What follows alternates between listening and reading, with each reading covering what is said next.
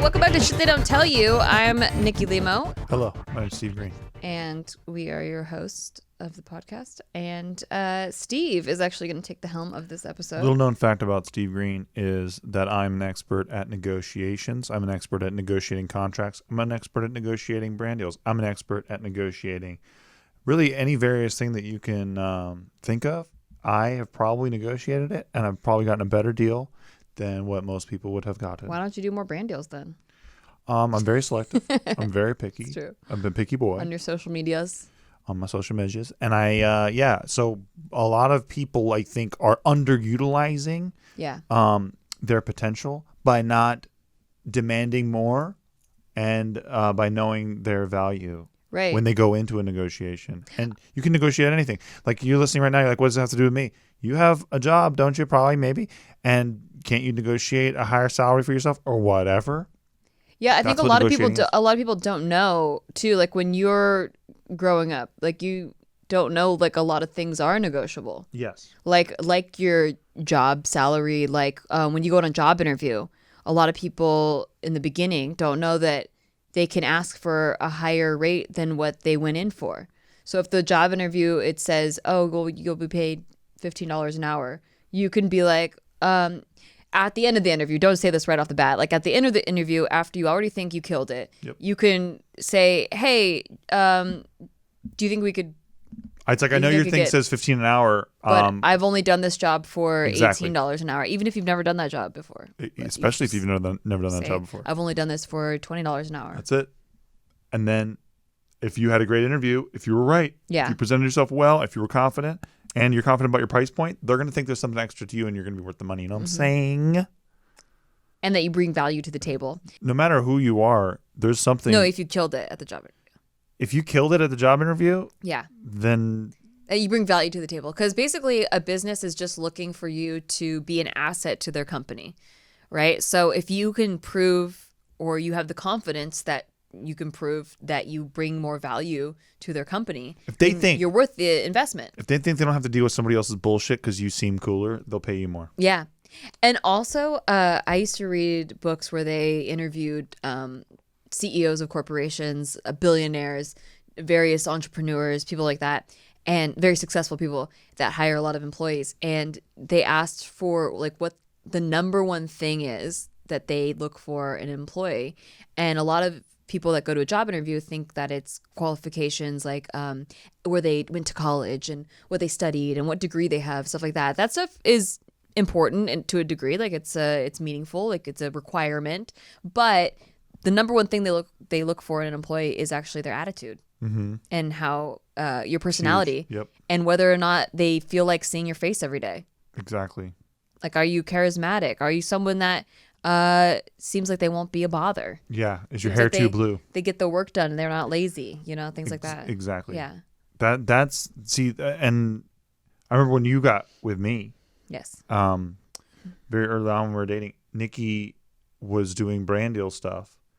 And I was like, what? You can get way more than you're getting. No, it wasn't even brand deal stuff. It was, like working with other companies and stuff to do basically freelance video production. They would offer me a rate, and at the time I was broke as fuck. Yeah. And this is like the time where it's hard for you to consider negotiating, and this is the time where you should negotiate because you need to increase your value and increase that. So I was working my ass off, but I was broke as fuck. Like had 89 cents in my bank account at any given time. Literally, yeah. And you saw my bank account statements. Like it was like the lotto every time I put my ATM card in the thing. I was like, is it gonna make money? You're like, am I lucky? Is money gonna come out today? I'd be like, oh please let money come out. But yeah, so I remember distinctly this time where a company reached out and they needed my specific style of video making. They really liked my sketches. They really wanted videos like that for their channel that they were just launching. I had about 100,000 subscribers on YouTube, so not a lot, but not like a little either. And I'd been around for a long time, done a lot of collabs and done a lot of stuff. But they were offering, it was a big company that had just started a YouTube channel, and they were offering $400 a video, which to me, to my broke ass, I was like, I could really use that $400 a video. But the cost that it took me to make those videos, to hire somebody to do the camera for the day, hire a DP, get props, take the time out of the week to do it, write the script from concept to finish. They wanted me to write the whole thing, get it approved, and then produce the whole thing, then edit the whole thing, and then also market and promote the whole thing. So for $400, I was barely gonna like break even with what it would cost to make those videos. But I still thought that 400 was like, that's more than 89 cents, you know? And Steve was like, you shouldn't do it for 400. And I was like, but why? I really need the money. And Steve was like, ask for 1,000. And I was like, holy shit, that's so much money. They're going to walk away. And that's like more than double what they're offering me. And then Steve said this thing, and I'll never forget, because it's what I think about every time I'm considering taking a job or a brand deal or anything, is do I want to do it? And if the answer is no, then I have to ask for a number that I can't walk away from. Exactly. I mean, even then, like, there's some things that I just don't want to do, and I just won't do it. Sure, but make them come to you. But if it's something that I'm like, I would want to do it, but it seems like a lot of work, I have to give them a number that I wouldn't walk away from. And if they don't take that number, then I didn't want to do the job anyway. Yes. And so that's what pushed me over the edge to ask for $1,000 a video. And they said no. Yep. And they were like, oh, sorry, that's not in our budget. This would give you more exposure because we're a big company and blah, blah, blah. But I was like, no, unfortunately, that's my rate. And it killed me. I was like, oh my God, I could have used that money. And they walked away. The deal wasn't over though. And I was like, well, here's my value. They wanted specifically my type of look.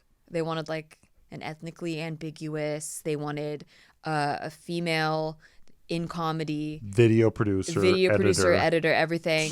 And at the time, this was back in 2013, there weren't a lot of ethnically ambiguous females in comedy on YouTube that did sketch comedy writing. Like there was no Lily Singh, there was no Liza Koshy, there weren't a lot of people doing that. Yeah. So that's where I found like my value was, and inevitably they did come back and say, hey, we can meet your rate now, because they couldn't find anyone else. The negotiation's never dead, really. Yeah. Even when people walk away. You just have to be strong enough to, when they say no, to not acquesce and be like, okay, actually, I'll do it for 400. No's can be totally great for you, man. Be very confident in the price that you put down. No's can get you more money later. Yeah. So that I never ever look at a deal as dead ever. For me, even when it's like, that's why I'm nice to everybody. Even like if it's if something's not working out, like if they're not meeting what I want, I'm still nice to them walking away. You just keep everything cordial and cool. You don't tell anyone to fuck off and burn bridges and all the. Oh really? You don't, Steve Green? Well, excuse me, not in business.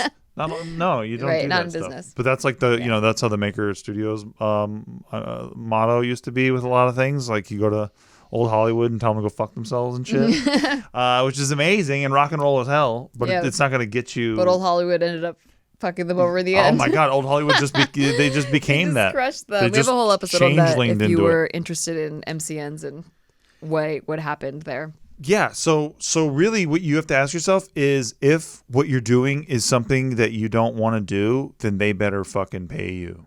Right. And like, even if it is something that you want to do, the amount of work and like, you need to value your time. Yes. And a lot of people don't do that though. A lot of people go, well, what I'm doing is fun, so I really shouldn't, I don't deserve to get paid, because I associate work with a bad thing, and like having to go to a job is a negative thing, so I shouldn't be like enjoying my job, so now I'll take a lesser rate. You know what I'm saying? Yeah. These are how people get tricked into taking lesser. And I guess I should mention, like, on the opposite side of the spectrum, I think when you're just starting out, like let's say you take an internship. Oh my God. I don't think that you're not just negotiating money, right? So you can negotiate things like you're getting job experience, right? So it doesn't I wouldn't take your internship and be like, yo, I should be getting paid $20 an hour because I'm valuable, Right. when like you have literally no experience. Yes. What you're getting out of an internship is the experience. Once you have all of that experience, Once you have a skill, you can use that for negotiating power in your next job. Yes. You can use that and say like, yo, I've worked on 3 movies. I've done, whatever your next job Once is. you have leverage, then you can start to use your leverage. Don't fucking Don't try to destroy assert your leverage. yourself if you have no leverage. Jesus. So I guess step 1 would be get leverage. Yes. Get leverage in some way. Absolutely. Yeah. Dude, Then every project I've done, I'm an exec producer on it. I have to be, because that's leverage for me. You know what I'm saying? That gets me something later. Like, no matter what, they can never take that away from me. And so for the rest of my life, I have those credits. So for you in use. negotiation, you're willing to take less money for credits that you can use as leverage later to get you more money. That helps me a lot. Yeah. Absolutely. I just wanted to make that clear because no, that's very true. I know there's 2 sides of the spectrum. I've worked at restaurants before with quote unquote actors who were just like full-time waiters basically. And one guy in particular, he was very headstrong about how he was an actor and waiting tables is just, temporary and all this stuff. And I would ask him, like, why doesn't he do student films, or why doesn't he build a demo reel? Because this guy literally had no credits, no IMDb credits, no experience at working on a movie or anything. He just went to a lot of acting classes. And so he, was very educated in the craft of acting, right? And he's an actor. And he had been a waiter for 10 years, right? I've met him. And he was 30 years old and had been doing it for 10 years, but not ever working on anything. And I was like, well, why don't you do student films or independent films, or like for, just to get experience? And he's like, well, actors should always be paid. And he was very adamant about like he needed to get paid if he was going to act in thing. Now, I agree with that there are a lot of companies that will try to screw especially talent over because there's so many people that want to be actors and there's someone that's willing to do it for free. So you can go a long time without getting paid because there's so many people willing to do it for free. However, if you have zero leverage to negotiate getting paid, then you're not doing yourself any favors. If there are people willing to do the job who are going to just do the job because they're excited to be in a student film or whatever the hell, and you're trying to be like, I'm holding out because I'm a real professional actor. People need to be able to see your value somewhere. Yes. You need to have proof of that in some aspect, whether it's a portfolio or a previous job, or, like going into an interview and let's say you were a manager at a different job, you can use that as leverage and say like, I managed this many people. All the previous jobs that you've had are potentially leverage. Yeah, but if you never took a job and you're trying to negotiate off of nothing, it's not going to happen for you. So literally no one ever hired this guy to be an actor because no doubt. He just was so headstrong that he wouldn't accept any job for free. And we only worked for free in the beginning. In the beginning, man. We're only here right now because we worked for free in the beginning. It's building a portfolio. Yes. And that happens in a lot of industries too. Like if you're a masseuse, you have to get a certain amount of hours. Like cosmetology school, you have to get a certain amount of hours so that you can basically prove to people that you can do it. Like in the field. Like not just you studied it, but also you can do it in the field.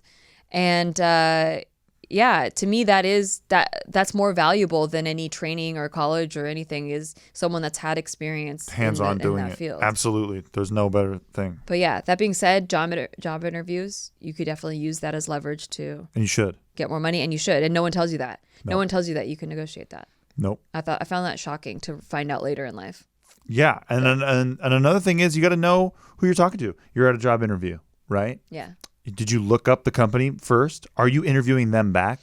Like that's, dude, going into a job interview with a fucking list of questions that you have for them, you already put yourself ahead of so many people who just show up. And it shows confidence that you know that you're qualified. Now, are they qualified? Is it a position that you'd be willing to take? It gives you that kind of confidence. Yeah, dude, a job interview is like a negotiation where you're like, if you show up to it with where you're questioning them, you put yourself on an even playing field, even just visually with them. Yeah. So they feel like you're on a more even playing field than like just you subordinate to them master. You know what I'm saying? Yeah. Like they're the one with the golden yes will get you what you want, and so you're just trying to reach that golden yes. Instead, it should be both. Is it a fit for both of us? It should feel that way for them. Yeah. It helps a lot. And know what you're not willing to compromise either. I think Absolutely. we kind of touched on this in our the episode where we're talking about our firsts, right? But walking through a job interview, it should go like this. You are in the, lobby waiting to get seen. You go in, you hand them your resume or whatever it is. Maybe they already have your resume. You shake hands, you say hi. This part is really important. The first impression part, learn to have a good handshake. Yeah, bro. That's something that Don't have sweaty ass hands. my either. mom taught me when I was 12. She's a CFO at a bank, and she didn't realize I had a shitty handshake. This lady tried to give me a handshake one time, and I'll never forget, like, the lady was like, "Oh, that's a weak handshake," and my mom was embarrassed. And she was like, I never taught her how to give a good handshake. And so she practiced with me giving That's a good tight. handshake and making sure it's firm but not crushing the Yeah. other person's hand, but making sure your the like little like crack between your thumb and your index finger like match theirs firmly. Yep. And then like you shake it firm but not. And the senator undergrab. No you got to weak- reach for the elbow. Reach for that elbow. No hold the limp elbow. wrist. No, not that. Don't reach Very for the elbow. important That's to reach so for the elbow creepy. out there, folks. Do it. So having a good handshake, looking people in the eye, making like some fun small talk, just like, oh, what a crazy weather we're having. What it doesn't have to be the weather. That's so cliche. Like, but oh yeah, did you see the volcanoes going up in Hawaii there? yeah. So it's something just like a Yeah, it's crazy, man. That volcano. little tidbit. This part we're making bits about, but it's really important. Like I fucking hate small talk more than anything in the entire I hate it too, universe. but it gets you the job. It's so brutal though. It does, though. Get but me the hell out of here. what it is it's not about the things you're saying. It's an opportunity to show off your personality. You know what I wish is, and if anytime I'm in small talk, Yeah. I wish I could deploy a parachute thing and have a fucking C-130 like hook my parachute and pick me up into the sky. I wish that at parties. Oh, But so in a bad. job interview, when they're talking back to you and they're like having a conversation with you, it's a really good sign. The best shit is when you're at Play This Live or some shit, or you're VidCon or whatever, Mm-hmm. and somebody's talking to you, and they're already looking for the next person to talk to, while they're like, so, like, what have Yeah. you been up to? And you're like, oh my God, let me die. Let my heart just stop beating right now so I can get out of this conversation. Okay, yeah. So we hate small talk, but it's necessary sometimes to make a good impression because it's a way to like showcase your personality. Yeah. Yeah. You have to be remembered, man. That's why if you go in there, like, Because if you go in there like a robot and you're just like, these are my qualifications and this is why I need to be paid this much, like people are gonna be like, oh, I don't want to show up with that guy. yeah, So it's just an opportunity to show off your personality. That would be the part to do it. Would be just the very beginning, and then like you go, okay, like let's talk about this job. What do you want from me? Here's what I want from you, and here's what I think I should be paid because of all the things that I just told you. yeah. Yeah. I think that's like the basic bullets. I think anything after that, like, don't go in there, with white cream on your nose and be like, I will be remembered. You know what I mean? Like, or putting tanning oil all People over do your face that? or something. No, I'm just saying, some people take things too far. Like, some people read some actor's manual where it's like, go in this audition and be remembered. Make them remember you. So they wear like a fucking dinosaur costume or something. Oh, they'll remember not to call you back next time. Yeah, right, exactly. Yeah. Or one of the best things I've ever seen, I was at an improv audition and a guy took off his shoe and answered it like it was a phone. And I was like, this guy is never getting on a team ever, anywhere, doing this shit. Fucking take That's off your pretty terrible. shoe and answer it like it's a phone. I was just like, this guy is banned. That's like From some everything. funny uncle shit. Right. Like I'm the funny uncle. He should have been banned from every. Like, I'm usually against it. I'm like, let comedians joke about whatever they want and do whatever they want. Yeah. This guy should have been banned from comedy forever. I'm sure he learned. He should have to fucking go door to door in neighborhoods and tell everyone that he did this bit and that they shouldn't ever. Like he should listen be to on a his- list. Yeah, he should be on a list. They should never listen to his jokes ever. Yeah. He shouldn't even be allowed to do dad comedy around a grill Dang. holding a beer. Roast this guy even more. Oh, it Dang. just was rough. Just the roughest. He's probably not doing comedy anymore. No, he's not. He's definitely not. Yeah. So no matter where you are in life, if you like, dude, I'm telling you, a lot of people are listening to this and they're going, this isn't relevant to me, but it probably is. There's probably some aspect to your life that you can eke a little bit more out of that So- you're not even looking at. We talked about jobs, but you can also do this. Like there are other situations I never knew, like buying a car. Oh yeah. You know, Oh yeah. you can. The price that they tell you on the sticker is like 20% more than the price that they're actually willing to sell it to you for. And if Yes. you don't know that you could negotiate it down at least 20%, then they are not going to tell you. They're just going to accept your face value offer. So me and my old man, we went into a car dealership when I was like early 20s or something. And I wanted to get a black truck. Mm-hmm. Like that's what I wanted. I had already decided. Any kind of black truck? Any black truck. I didn't know yet. You didn't look up specs or anything like that? Well, no, of course I did. But I was looking at several different models that they had here. Mm-hmm. And I wanted to go check them out and all that stuff. And then my dad was also looking for a car. Mm-hmm. And so we went in there together as like a father and son takedown team to negotiate this shit. And we like worked with each other. So it was like, first of all, never be excited. Never ever seem like you're excited about it. You got to play it cool even if you're excited about it. Because if you find a car that you're like, oh my God, I want this car so fucking bad. And they can see that and you put that blood in the water, they can take advantage of you. And because they've already got you from a leverage position, like they have something on you, they know that you're really into it, so then they can keep the price high. But if you're in there and you're like, look, I want to get from A to B, and like I was looking at this car and I already have all these print-ups of this shit, and I know about this, and I know what your price is from this deal, and I want this deal, and then they'll probably be like, we can't do that, or if they're like, well, yeah, we have that deal, but you should come look at these. Like these cars are really great, and they always try to distract you with like the upsell.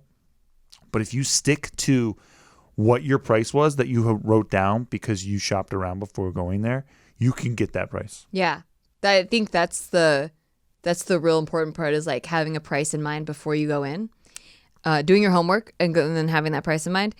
I went during the 4th of July sale to buy my car. And I went with my dad too, just to have another person there. Like it helps to have a third person, or like a second person on your team there, a third party, right? And I actually went the other route. So I knew exactly what I wanted, and I was excited about it. But I used that. So it was like I was a good cop, bad cop with my dad. Mm-hmm. So my dad's like the stern one, right? And I knew I wanted this exact color. I found the exact color I wanted, the exact model, everything.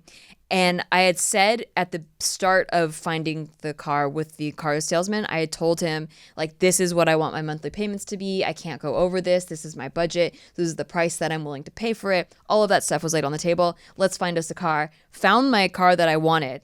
Had 3 miles on it. It was still wrapped in plastic. It was brand spanking new, and it was exactly what I wanted. But it also had some upgrades in it that I didn't necessarily want. It was just like they added it in, like it was a custom thing.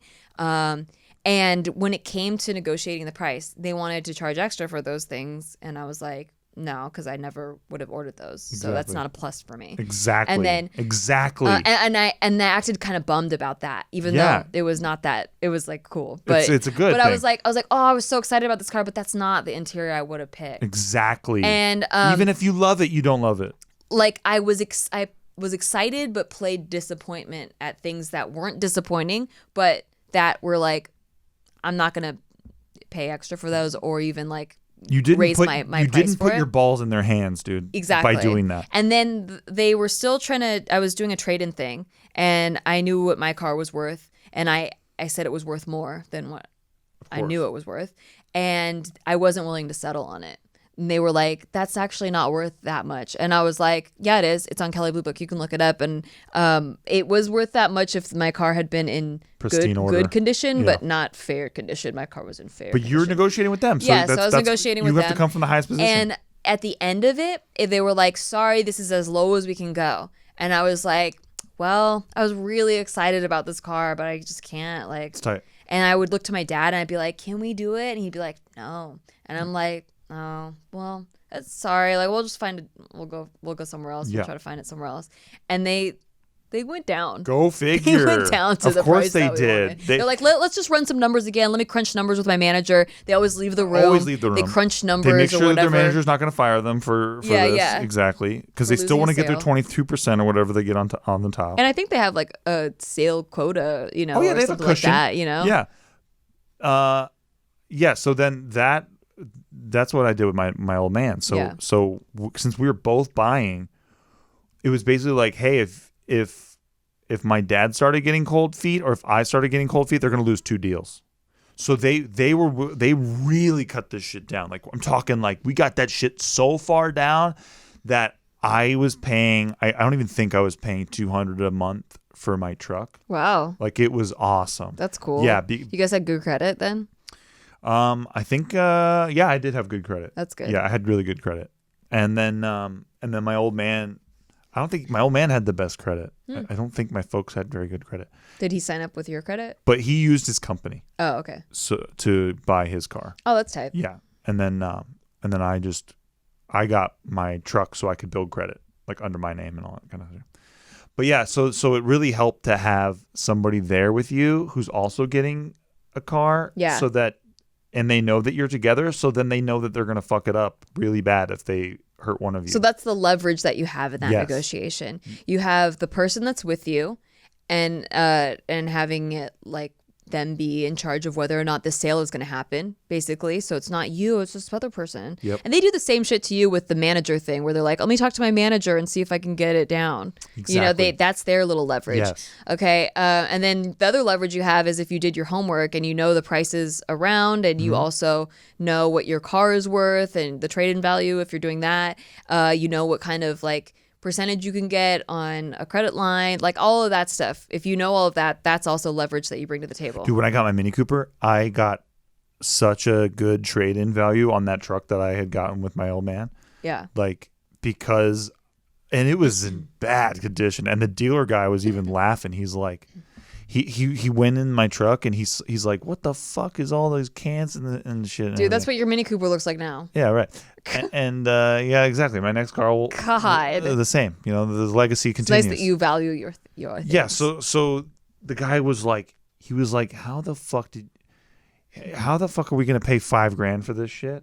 And I was like, hey man, because I already got him all the way to the very bitter end of the deal at that point before I did the trade-in thing. And so at that point, they were already balls deep in me. So for them to walk away at that point from the condition of my truck was not exciting. Yeah. They wanted to have my sale. And it was the end of the night and like all that shit. They're trying to get their sales before the end of the month and all that stuff. So I got a really sick trade-in value for my beat to shit old truck just by waiting. Just by waiting and telling them that, and like negotiating the initial price down, and being uninterested and being like, I don't really need a car right now. I was just coming in to check it out because I saw you guys deal in the paper, and I like all that kind of shit just helps you because you just seem like you don't care that much. And then at the very end, you're like, hey, can you take my clunker ass piece of shit truck and for $5,000 or I can't do this deal. I literally can't afford it. Yeah, the can't afford it thing. Yep. Yeah. And then they're like, what? And you're like, yeah, no, it has to be $5,000. I've already planned this shit. It has to be $5,000 for the truck or I can't afford this shit. I won't be able to do it. And then you just, that's it. You leave it on the table? You're completely naked. Yeah. You put your dick on the table and they can go for it or not. Yeah. That's to me how to do a successful car negotiation.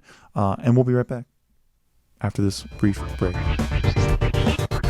Hey, thanks for listening to our podcast. We just want to take a break to tell you thanks for listening to our podcast. And if you want to rate it, that would be really awesome for us. Listen, we're on break. We're not talking to you like podcast hosts right now. We're just talking to you like people. As a friend. And we just want to say, please rate the show because it helps out huge amounts. Like, we're not desperate. We're like kind of desperate. We're giving shout outs right now to all the people who are giving it ratings. So huge shout out right now to Brian Jorgensen. That was sick of you, dude. Thank you. God bless. Huge shout out right now to Mark W. in Springfield, Connecticut. Back to our podcast. Jenny Blythe. Hey, back to our podcast. In Tuscany, and Florida. Back to our podcast. God bless you. Thank you. Steven. Thank you for supporting the show. And we're back. Hello.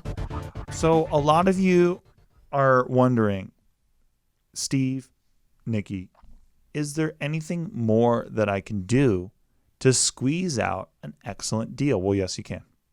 Yes, you can. And one very successful thing that I've done in the past is you can hire people off of Craigslist to come with you on job interviews. Okay. What? Yes. Wait, what? Yes. Is this real? Yes. Or are you just doing 100% real. 100% real. What? So what you do, you get really attractive women from Craigslist.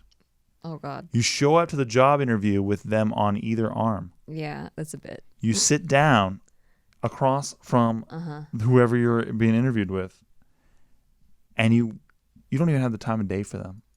Right. Because these chicks are so hot. Life is so good. Yeah. The drinks are flowing so well. You're like, look, you're like, let me just start this interview by saying, I'm really don't even need a job right now.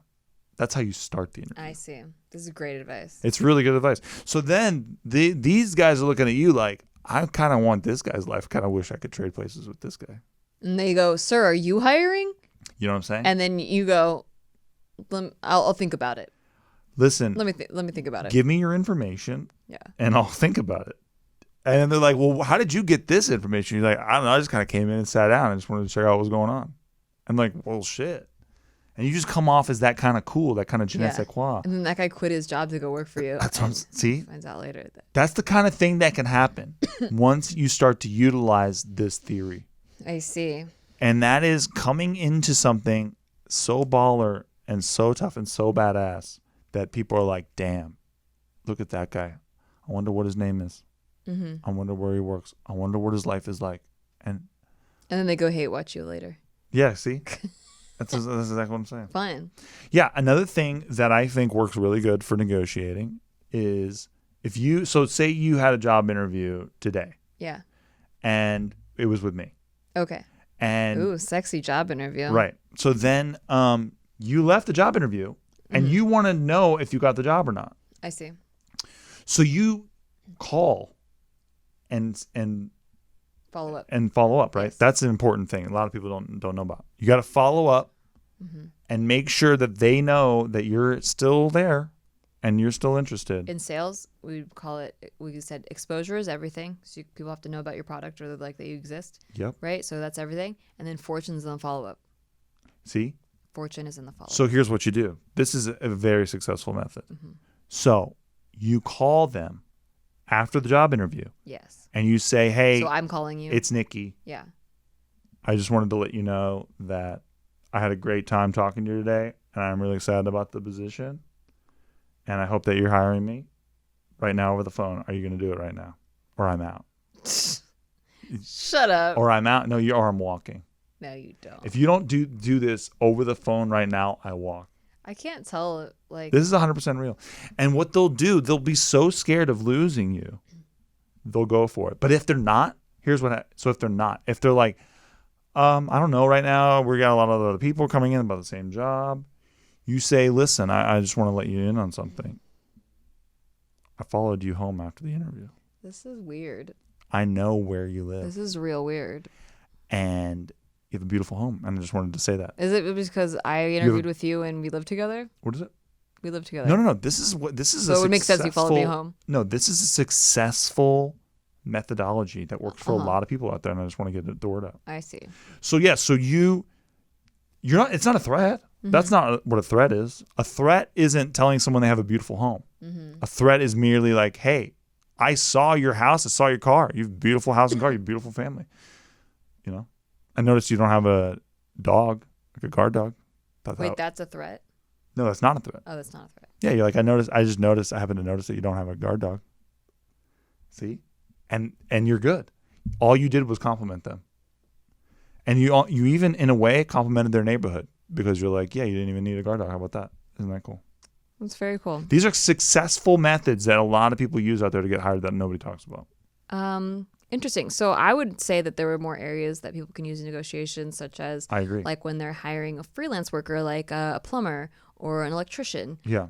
Things like that. You can ask around for rates, and Yes. the rate that they give you, depending on how busy they are, a lot of times like they try to charge you more because they're kind of busy. Like I've learned from us having a house now and having to hire plumbers that like they're actually really busy. Like the good ones are like really busy. They're really busy. But trades are fucking killing it. That's when you're trying to negotiate to like, oh, please stay and fix my house, right? Yeah. And you're bargaining. You're on the lower hand, and you're like, hey, could you please fix my house? And so I've learned that if you always have fresh baked cookies when they come over and you offer them to them, they remember you and they will answer your call right away. Is that right? Yeah, and they will give you a good deal. You have food going. You give them some to take home. Yeah. Yeah. Fresh baked cookies. Oh yeah, fresh baked cookies. What if you do the Toll House thing? You just heat up a pan and you throw the Toll House in. That's fine. That works? Yeah, they'll remember you as the house that always gives fucking cookies. And so when you ring and you're like, I have my sink's broken, they're like, oh, it's the cookie house. What if I'm that plumber? Yeah. And you're calling me and I think of cookies, I just go buy cookies and I don't have to fix your house. I mean, you could do that, but that's out of your way, and you lose the sale of that I would pay you to fix the sink too. That's true. I didn't think of that. Yeah. But yeah, that's like things like that give you the upper hand. Like when you're buying a house and you do a little, like people write letters. We did a video. Yes, we did. And like things like that worked really well. Those are things that get you to. They give you an edge. There were other people who were close to us in getting our place, and we just were like, "Hey, we're Steve and Nikki, and we love this house, and we wouldn't change anything." We did, but you know what I mean? Yeah, we were like, we just said we work from home. This would be a great space for us. We love what you did with the place. It's a starter home. We just got married. Life is fun. We're a mixed race couple. Hope you're cool with that. You say that kind of stuff. Yeah, totally. Helps out. And then, that worked really well. Yeah. According to our realtor, that was great. They accepted our offer that day. Yeah. The same day. Yeah, and we didn't even know about that. That's a thing to do. No, our realtor is bomb. He's awesome. Yeah. He showed us that. Because he said a lot of people used to do the letter method, but too many people do the letter method. The personal touch now is video. Like face, yeah. And it's so easy. He just did it on his phone. It's not like we had to like edit a video. Like he just took a phone recording of us in the house being like, we love this place. We'd love to live here. Please accept our offer. Hope you like our offer. We give him a good offer too. And that's why we're in our home. Yeah. Yep. But people give comparable offers. They just didn't have the same video touch to it. But these are all like negotiation situations that you would find in your life that maybe people didn't tell you could get more leverage with. Do you remember when it was like time to negotiate for the house? Do you remember like we didn't really wiggle anything down? We didn't, because it's who has the upper hand. Well, the sellers, right now it's a seller's market. Right. So sellers have the upper hand. Buyers are hoping to like that you take their offer. And they know that, and you have to kind of know that position. So with that situation, it was more like, here's why you want to take our offer over this other person's offer, even though it's the same offer. And then I want to just nail that home too for a lot of people, because it's like we've been talking about the big ball method of all this stuff, but it doesn't just copy paste into literally everything. You got to know what your situation is and what your leverage is, which is including like, what's my leverage versus this seller, right? I have 10% down cash, and then I have a loan, and then these people maybe have less cash down or more cash down, but you're not going to get a lot of wiggle room from them because, like Nikki said, it's a seller's market. So you have a lot of competition for these houses. And when you Google all this stuff, you're like, fuck, we really can't squeeze the price down. And so the thing was, too, is that, one, our house was already listed at a good price, but let's say it wasn't. And let's say that we had to, it was, people were fighting over it so much that like people are going to offer way above the asking price. Yes. Like, right now in the current market, people are offering way above the asking price. That's just standard. Everyone's going to do that. The listing price, the sellers are already expecting, unless there's something fucked up about the house, but like they're already expecting people to offer way above the asking price. So since we couldn't go that far above the asking price, and we had been searching for a long time, all we had to go off of was like other leverage, which is like personality. Yeah. That's all we had. Yeah. So that was our bargaining chip. Like, we didn't have the money bargaining chip. No, the cash either. Or the cash bargaining chip. That's usually the best bargaining chip. We had like, home well, we could go for the heart, like the emotional aspect bargaining chip. And, but that's all part of a negotiation. That's all part of the thing that gets you the sale, gets you the job, gets you the, whatever it is. Yeah. Yeah. Dude, do you remember there's this lady who was trying to negotiate with a friend of ours, because he wanted to get us on some platform that would be like a live chat or some shit like that, where you talk to, whatever your audience is out there. Yeah. And this is part of a negotiation that's so funny, where the lady looked me up. She already liked you. Oh, yeah. And then she looked me up and she saw one of my videos. One of his trolling videos. One of my trolling videos like a satire, a public sex prank gone sexual. Gone sexual. Like fucking ridiculous It video. was during the time where the prankers were like kissing people, strangers in public, Exactly. and like that was the prank or whatever. Yeah. So I just, hyped it up, of course, and satirized that shit. So I was like going up to girls and be like, hey, you want to fuck? And then they're like, sure. And then we start fucking like in the middle of the street. Like obviously fake. faked. Yeah. Right. So then, because the joke was on those The joke guys. was on the prankers. Yeah. Exactly. So then this lady like years later looks me up and then she's like, oh my God. She's like, I can't do it with this guy. I can't do a deal with this guy. Like this guy's a monster. Like why would he go up to women and ask them if they want to have sex with him? Does his girlfriend know? Does his wife know? Yeah. She told my friend, does his wife know about this video? Like my most popular fucking, it has like 65 million views or something. Can you imagine if I didn't know? It's amazing. Like nobody in your life ever told you about this fucking huge video. Even if I didn't know, and then someone was like, did you know about this video? And then I watched it, I'd be like, oh, it just seems like a satire or something. Right. You watch it and you're like, you get the point. I mean, it's a parody granted, or something. there are stupid people all over the internet who Sure. definitely didn't get the joke, who are like, wow, he's really fucking these people. That's pretty crazy. Like by the end of the video, I go up, like a cop comes up to me to stop me from having sex with like a chick. And then I'm like, hey, you want to fuck? And he's like, sure. And then I start sucking the cop's dick. And then the chick starts eating the cop's asshole. Okay, for example, out there, that was folks. real. Yeah, exactly. This lady's watching this shit and she's going, I can't fucking believe this guy. I can't believe that police officer. And then if she ever was going to do a deal with the police officer, she'd be like, aren't you getting your dick sucked in this video and your butthole eaten out? It's just amazing. Yeah. So you never know what you're going to get in a deal with the personal touch. Right.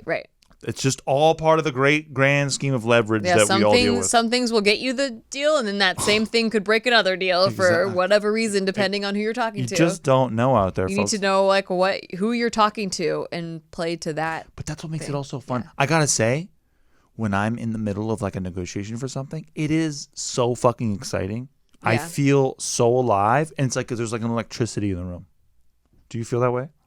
When what? Sorry, when you're negotiating a deal for anything? Yeah, kind of, because it's almost like a game, like yes, it's like a game of chess. Like it's all strategy based. It's all like I love strategy games. Like even that kind of thing. Buying a fridge. I wish buying a fridge was more of a deal thing. I wish it was too. You know what I mean? I want to negotiate down. It is if you're buying it on Facebook Marketplace. That's what I hear. So I'm stoked you could do on that. I just remembered though about I've been reading this book. I started reading it last year. I kind of stopped reading it, but it's a really good book. It's called This Is Marketing. Yes. Okay, I just looked it up because I don't want to botch this story, right? So the book is This Is Marketing. It's by Seth Godin, or Godin. I don't really know how to pronounce it. Godin. It's a really great book, and it's not just about like marketing in the traditional sense. It's like how everything is marketing, just like everything is negotiation, right? Mm-hmm. So he tells the story about this trip that this company took to India, and it was like this village where a lot of people needed eyeglasses and they couldn't afford them, or for whatever reason they didn't buy them. And they went to this place and they set up shop and they put all their eyeglasses on the table, and they had all these different designs, and they were normally like really pricey eyeglasses, and they were selling them for $3. So they're like, okay, we're gonna help people like see, because they need vision and they're not buying glasses, so how can we help these people get vision? And they put all the glasses out, and they had lines of people come, and 65% of the people needed glasses, but only a third of the people actually bought them. And they thought that was shocking, because it was like, all these people need glasses when they're not buying them. So what they would do is they would come through the line, they would try a bunch on, and the people selling the glasses would be like, look at all the different styles you can get. Try this one on. These are normally like a super high price, and we're giving you them for $3. And like, would you like to buy them? And a lot of people would just walk away. And it was because they were like saying selling points that they would have wanted to hear, yes, like different styles. We want options here. We want good deals. We want just things like that. But these people, it was the difference between like buying glasses or feeding their families. And so after trying on the styles, they're just like, okay, I don't need them that bad. So what they ended up doing was they took all the glasses off the table, and they only had one pair on the table when someone would come up. And they're like, here, try these glasses on. If you need them, you like them, pay us $3 and you can have them. They're yours. And if you don't, then you lost out on glasses. I see. And so it's urgency. It was more of like an urgency, and more of a like, oh, I actually need these, and this might be the last time I can get them. And and so they bought them. Oh and man, it that works upped it on up. so many people too. Yeah, and it's just like that was Act now, that, buy now. Those were kind of like those were more of the selling points that worked for them, and just knowing that helps you so much in like a negotiation. Yep. Or a place Urgency is so important. Yeah. And like, that's why you always hear like first 5 callers. Yeah, like, because all like that stuff. having a selection wasn't important to them. Whereas here in most places in America, like we want to be able to choose, and we want like variety, and there are so many competitors, and there's so much to pick from, that like they thought that by giving more of a selection, it shows like, there's better value. Dude, sex hotlines, dude. It's like, call now, girls are available. You know what I mean? Yeah. It works like crazy. Totally. Those places make friggin' bank. Those places pop up on my internet all the time, and I'm like, Me too. I don't want you right now, cam girl. Not right now. Not now, cam Not girl, right but now, later. but maybe later. I know, dude, because I watch so many movies on there, and I'm always like, oh dang, there's so Illegal much porn. movies. Excuse me? I never said that. I just get so much porn on the side of the thing. I'm always like, Jesus. Paid for movies, they don't usually give you that much porn, which is kind of a ripoff, Like They you gotta do, get the illegal movies to get No, porn pop-ups. No, I'm talking about paid movies. I get tons of porn in my paid movies. Tons of it. Tons of it. Drives me crazy. I don't know how they find me. Yeah, it's terrible. Just a hot tip for everybody out there real quick, because we're talking about deals and negotiations and getting shit. Not sponsored. Zenni Optical. Get fucking cheap ass glasses, dude. I've been using that shit the whole time I've had glasses. I know so many people who pay hundreds of dollars for glasses. Yeah. I go to Zenni Optical and I buy them for like $10, $15. Imagine that's like the sponsor of this episode is like a glasses person. I don't give a shit. I'm just kidding. If their shit is more than $15, Yeah. Don't do it. Get Zenni Optical instead. Yeah. That's just a tip I give everybody, and a lot of people thank me over the years for that because they're like, man, I just bought glasses last week for $450. Damn. Or whatever. Yeah, and they're Glasses the same is that shit. expensive? This company has like they do it all the same. Like they do the same shit. They give you all the same shit that the Lens Crafters or whatever the hell else you're going, Costco. Dang. Yeah, man, it's tight. That sucks. Yeah. But kind of what you're saying, I was at a mall one time, and this chick came up to me, and I watched her just get rejected from so many people to do this like survey thing for advertisers. And you had just walked into a Forever 21 or something, and I was like, I'm not going to see this chick for like 2 hours. Yeah. And so I was like, sure, I'll do your thing. I'll do the thing. So I go in. Oh, I remember this. You remember this, right? And it was an H&M, but yeah. Yeah, H&M. So they put a pair of glasses on me, and they walked me into like a fake convenience store, and they were tracking my eyeballs to see what I was looking at and why I was looking at them. And then they had me fill out a survey, and I was just looking at toothpaste. And then they had me fill out a thing afterward asking like, hey, do you think that this should cost more money because of this box and all that kind of shit? But they were getting very frustrated with me because I'm such a deals guy. Yeah. They were like, would you notice about the toothpaste that was more expensive? I was like, it was in a funky box that was for some reason vertical. And so I'm supposed to pay more money because it's vertical, but I think that's dumb and I want to buy the cheap one. Mm-hmm. And they were frustrated with me because it was for the kick-ass vertical product, and they were trying to understand why I wouldn't buy it. And I'm like, your witchcraft doesn't work on me. I see per ounces. I see the deals. For me, it's like, everything's a negotiation. How does the toothpaste work on my teeth? Because I tried to go the organic Tom's toothpaste before, and I hated it. And so I went right back to Crest Whitening because those actually make my teeth whiter. See? And I was like, it's brand reliability. Yes. So for me, it's trust with the brand, not necessarily how the packaging looks, but like the fact that I've tried it and it works better for me. So for you, the negotiation is the product, and for me, it's the price every time. Yeah. Every time. So I'm always looking at that sticker. I'm never looking at the product. And Nikki is looking at the product before she looks at the sticker. Right. And I'm willing to try the more expensive product if it does things, but if I try the more expensive product and it doesn't work better, then I'm never buying your product again. I'm like, I'm never buying anything from your company again. And that's what I was trying to explain to these people. I was like, you don't understand. My loyalty is to the price. You're trying to negotiate with me as to why I don't like this product. But for me, it has to do with one thing that you're not reaching me on, because you want to sell this thing for $5, and I'll never pay that for toothpaste my entire life on earth. What? I've paid that for toothpaste for you. What? For the Where? Crest? The Crest 3D whitening shit? Yeah. That shit's like $3. It's $4.39 for the bigger tubes. No. It's not quite $5. That shit is $3 for the smaller tubes. I've never paid that. I pay $3 for it only. Well, you got the smaller tube then. So the per ounce price, it's so better. I got fucked on negotiation. It's a better deal to get the bigger tube. All right, well, this episode's over then. You have any final thoughts?